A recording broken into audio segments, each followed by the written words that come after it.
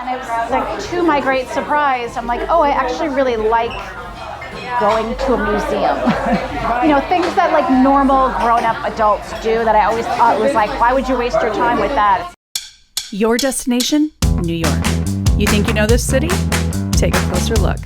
Women chefs, women artists. Experience them for yourself. Stick around. This is the WTAF show. Women, travel, art, food. We've all heard the tales of a young woman, an artist, a singer, a writer, an aspiring chef, arriving in New York City with big dreams. Laurie Woolever did just that. She arrived in 1996, and the New York food scene was her path to her writing career. She joined me in Brooklyn for dinner at Saint Julivert Fisherie, helmed by Michelin-star Chef Alex Raij. Laurie's had a remarkable career as a personal cook, writer, editor, and book author. Perhaps best known for her time working as an assistant to two of the world's most well-known names in food, Mario Batali, then the late Anthony Bourdain. She also has a knack for New York Times bestsellers. Two with Bourdain, one about Bourdain, and her own memoir, Karen Feeding. She also co-hosts a hilarious food-focused podcast called Carbface. Can I get started with anything to drink? Yes, may I have the phony Negroni, please? And I'm going to do the Mountain Dove. Oh, great. Wonderful, thanks. When did you move to New York? I moved to New York 29 years ago in May of 1996. I always liked cooking. I always enjoyed cooking as a way to sort of blow off steam, obviously as a way to feed myself, as a social thing. I was a vegetarian in college. I was like, is there a way for me to cook professionally without any real skills, but that will also give me time to be a writer, which is what I really wanted to do. So my first job, after a little bit of false start, my first job out of college was working as a private cook for a family who they wanted somebody just to make their super healthy steamed vegetables and broiled chicken, and then it kind of it grew from there. A memoir spoiler. Laurie is now sober, which has changed both how she explores the food scene as well as how she travels. Like so many of us, she now keeps an eye on her own wellness priorities, which has also revealed new joys when traveling. Honestly, when I hear myself talking about it, I'm like, God, I sound really boring and middle-aged, because that's not the way I used to travel, because I used to be an active alcoholic. Right. So the first couple times in Japan, I was drinking all night, go to do karaoke, cocktail bars, whatever. And I don't do that anymore. So it's I really had to figure out how to travel as a sober person, as an older person, as someone who was no longer finding pleasure in bars and parties and drinking a lot at dinner. And it was to my great surprise, I'm like, oh, I actually really like going to a museum. Right. Things that normal grown-up adults do that I always thought was like, why would you waste your time with that? It's oh, there is a lot to be learned from the great museums of the world, or going to lunch can be your whole thing, or like you guys were saying, just wandering, and you can't really get lost anymore, right? So there's not a lot of fear involved in that, but just having a wander, having a ramble. That's how I travel, pretty much. If you go somewhere, are you looking for an Airbnb, or are you nope, hotel all the way, or? It really depends. I mean, mostly now when I travel, I'm with my boyfriend. We both have teenagers, so it's we figure out our schedules so that we can go be together without our kids, essential. We talk about where we want to go. We've been together for 4 years, and it's mostly been European capitals. We're going to Norway this summer. And it really just depends on where we're going and what it is that we're trying to do. So in Rome, we went to Rome for my 50th birthday. We stayed in a nice hotel.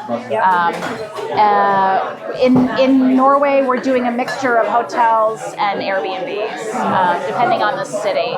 If Airbnb makes more sense, because we're in we were in Asheville, North Carolina. We didn't want to stay at the Biltmore, and there really wasn't anything else. Everything else was a chain hotel, And what we're doing when we're going is I book our restaurants. It's a mix of lunch and dinner, and I try not to do 2 meals out a day every day, because it actually gets it's too much. You get full, I start to get sort of resentful, like, what do you mean we have to be back out at 7? Like, we just got back from the museum at 4 and I want to take a nap. And so I try and do like a lunch one day, the dinner the next, or whatever. And maybe 1 or 2 days we'll do a double meal day. We're always going to find a museum, often go to the movies, which I think is really fun to go to movies in another country. If we're pretty much anywhere in the US, we're going to try and find a hike. Chef Alex had just returned the day before our dinner from a family trip to Japan. Joining us at the table, our conversation soon turned to travel stories. Some shared from Lorie's memoir, some from our own trips. I love it when Gen Xers talk about what we love and don't when we travel. Was that just a personal trip, or was there some? Yeah, it was a dream, and I think COVID, we felt really locked down, and so it was always a big dream. And then during COVID, we kind of made a hit list of places we wanted to take our kids, and my son was really into going to Japan, and this was the first opportunity we had to take. I mean, it's not really enough time, but enough time to justify flying for that long. But I will say, can I say 2? Yes. Okay, the best thing I ate in Japan was not particularly so much unusual as it was just like this incredible sushi experience. And it was the 4 of us and one guy cooking just for the 4 of us. It was on the 2nd story above a Vietnamese restaurant, and we almost didn't go. But then the other really cool thing that I ate was soba from this guy who is a farmer, and he grows the buckwheat, and then he mills it, and then 12 people a day get to go eat this yakisoba that's it's like porridge, and almost like a polenta made from the buckwheat, and then the soba. It's very minimalist, incredibly elemental. It was so joyous, and it was also right near the Philosopher's Cup. So we just had that, and then we went for a walk, and it was also sort of my initiation to Japan, because it was our first day after waking up there, and that was super, super cool. And he was interesting as well. He was also I think radical, because sure, I don't think everyone just grows their own buckwheat and does that, and it was very restrained. It's there was nothing on it. It wasn't in a restaurant. It was you had to pay ahead on the internet, and you had to choose your beverage too. So then when we wanted to have sake, it was cash only. I was okay, and it was just beer, sake, noodles, porridge. And there was nothing to choose. And I do sometimes not having to choose. Yeah, absolutely. The only thing I don't like is to cook my own food. What was the best thing you ate in Japan? Japanese breakfast, formal. So I can think of 3 different places where I had it where it was so good. And I understand why you can't really get it outside of Japan, because it's so labor intensive. There's so many things, but maybe it's expanded now, but I just love, it's lots of dishes of different things, pickles and eggs and miso soup and rice. And there's usually some fish, a piece of broiled mackerel. And it's the whole is greater than the sum of its parts. Having it all together, seeing it, the visual, the tray with everything. I was gonna say the lacquer, right? Yes. Yeah. Highlight of my life. Salt, pepper, head on baby shrimp with a little yuzu mayo on the side. As far as I'm concerned, care and feeding is required reading for any Gen X woman. A commenter once called Lorie the Joan Didion of our generation. I like the ring of that. And I'm sure there are some that are just really remarkable. That was also another piece in your book where I was Atlantis, and I'm Oh, I went there. Oh my God. It's the worst thing, right? Oh, I couldn't believe how my daughter had a big surgery, and we were we'll take you. Mm-hmm. Kind of anywhere, but not really anywhere, and she wanted to go there. Yep. And I'm glad that we took her, but I was where am I? It was so bizarre. Very disorienting. My husband and I booked ourselves a trip to Cozumel. This was back in 2007.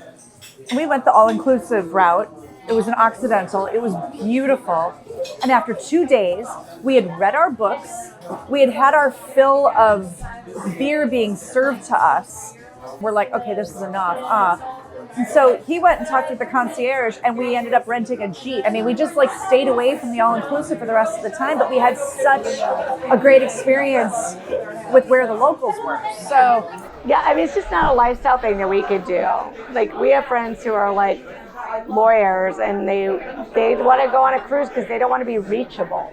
Yeah. Like, they have their own reasons. Like, they're just like, I don't want anyone to call me while I'm on vacation. And I was like, oh, wow, I want them to call me every night. I feel better if I know what's going on. Toward the end of the evening, I found myself in a moment, listening to two women, each of whom made their way to New York City, do a bit of insider talk about the city's iconic food scene. I never moved here myself, but I lived vicariously for a few moments through their chatter. Dreams are indeed the stuff of New York.